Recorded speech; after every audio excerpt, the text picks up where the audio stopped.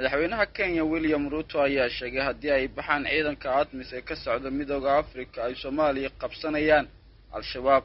madaxweynaha Kenya ayaa sheegay in madaxweynaha Soomaaliya Mudane Xasan Sheekh Maxamuud uu kala hadlay in dalka Soomaaliya aan laga saarin ciidanka ATMIS ee ka socda dawladaha Ethiopia, Kenya, Uganda iyo dalka Burundi, balse isku afgaran waayeen qorshaha cusub ee uu soo jeediyay.